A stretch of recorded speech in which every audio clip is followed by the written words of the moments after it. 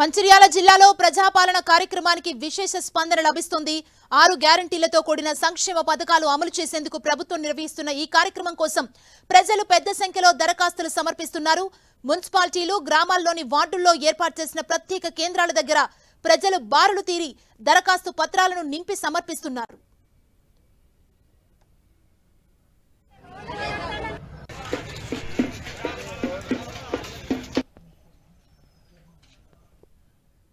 నిజామాబాద్ జిల్లా ఎడపల్లి మండలం బాపునగర్ గ్రామంలో ప్రజాపాలన కొనసాగుతుంది. బోధన్ ఎమ్మెల్యే పొద్దుటూరి సుదర్శన్ రెడ్డి ఈ ఉదయం దరఖాస్తుల పంపిణీ ప్రారంభించారు. కాంగ్రెస్ ఇచ్చిన 6 గ్యారంటీలను ఖచ్చితంగా అమలు చేస్తామన్నారు.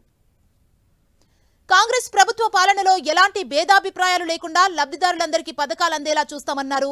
ఎమ్మెల్యే మట్ట రాగమయ్యి ఖమ్మం జిల్లా సత్తుపల్లి పట్టణంలో ప్రజాపాలన కార్యక్రమాన్ని పరిశీలించారు.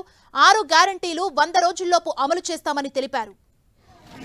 ప్రజాపాలన కార్యక్రమంలో 6 గ్యారంటీలకు సంబంధించి ఒకే దరఖాస్తును తీసుకుంటున్నామని, కుటుంబ యజమానులు దరఖాస్తుని క్షుణ్ణంగా పరిశీలించి సమగ్రంగా పూరించి ఇవ్వాలని సిద్దిపేట జిల్లా అదనపు రెవెన్యూ కలెక్టర్ శ్రీనివాస్ రెడ్డి తెలిపారు. సిద్దిపేట జిల్లా కోహెడ, బస్వాపూర్లలో ప్రజాపాలన కార్యక్రమంలో భాగంగా దరఖాస్తుల స్వీకరణ ప్రక్రియ కేంద్రాలను ఆయన సందర్శించారు.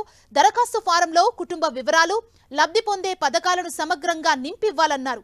భూ సమస్యలు, ధరణి సమస్యలను దరఖాస్తులుగా ఇవ్వకూడదని, అవి రెవెన్యూ కార్యాలయంలోనే ప్రత్యేకంగా ఇవ్వాలని సూచించారు.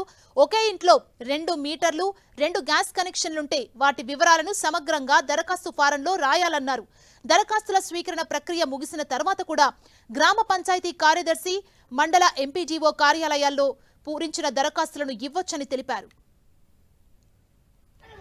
ప్రజాపాలన కార్యక్రమంలో 6 గ్యారంటీలతో పాటు రేషన్ కార్డుకు కూడా దరఖాస్తు చేసుకోవచ్చన్నారు. ఎమ్మెల్యే తుడి మేఘారెడ్డి వనపర్తి జిల్లా కేంద్రంలోని 14 వార్డుల్లో అధికారులతో కలిసి ప్రజాపాలన కార్యక్రమాన్ని పర్యవేక్షించారు.